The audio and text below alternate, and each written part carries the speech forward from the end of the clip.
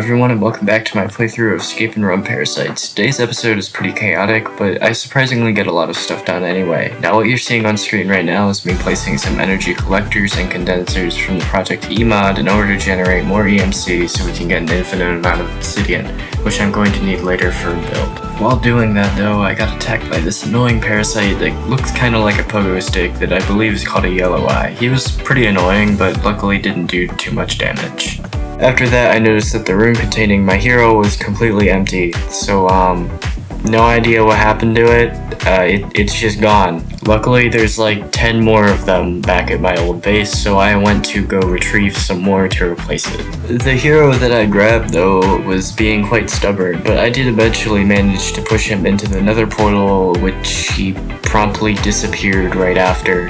Again, I don't know what's going on with them, but my heroes seem to just keep disappearing.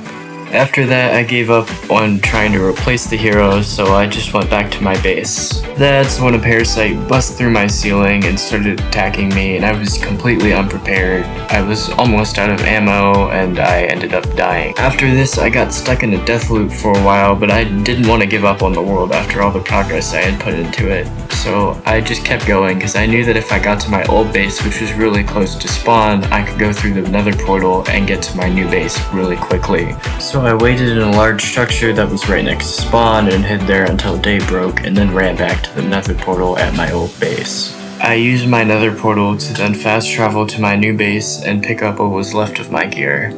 I quickly realized though that just because I had made it to my base did not mean that I was entirely safe yet, as something busted through my ceiling yet again. The parasites almost killed me again, but this time I managed to right click on my waystone, which allowed me to teleport away to safety. After this, I realized that if I was going to go back to the overworld, I would need a better setup, so for now I walled off a portion of the nether while I prepared to take back my base. And that was when I realized that I could be using the obsidian that I was using to build the walls of the nether at the moment to reinforce my base in the overworld, as I didn't imagine that the parasites could break through obsidian, at least not yet. But unfortunately, when I went back to the overworld, I forgot my obsidian, so I went to harvest my sugarcane instead since I needed the EMC from it anyway. On my way back to my base, I fell into a cave and saw Ashton, the hero that had gone missing at the beginning of the episode. Not sure how she got here, but this further proved that heroes were an unreliable security measure, as this is the second one that has just teleported randomly. I went back to the overworld, this time remembering the obsidian, but got ambushed by a horde of parasites. I tried to fight them off, but ended up having to retreat, as every time I hit one, it seemed that more spawned. I waited a little while in the nether and then headed back to the overworld, successfully getting a little bit of obsidian down this time. But I was still worried about the door, as parasites could still break through that, so I decided to go back to the nether in order to find a solution, but of course a parasite got a few cheap shots on me before I could get back to the portal.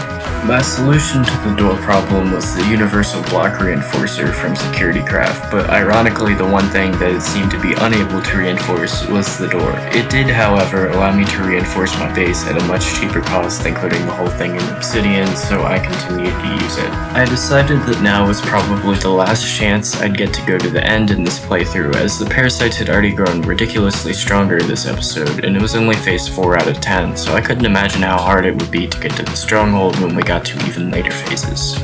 I ran into a few interesting things on my way to the stronghold, including a parasite nest, as well as a village that was aligned with the vampire hunter faction. Despite all of the ridiculously overpowered gear that I had gathered over the last couple episodes, I actually struggled a lot with this end fight.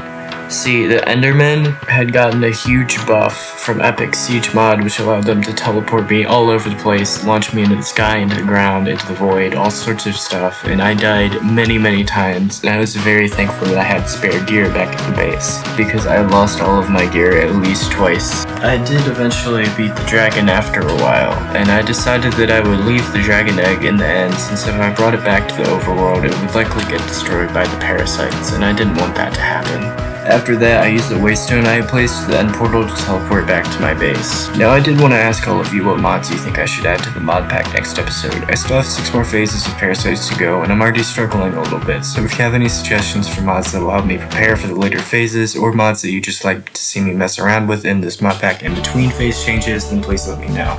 Additionally, there's mods like vampirism that I already have that I'd like to dive deeper into, so let me know if you'd rather me play as a vampire or a hunter when I do more stuff with that mod. Anyways, that's all for this episode. Like and subscribe to get notified of the next one. Thanks for watching, and I hope you have a great day.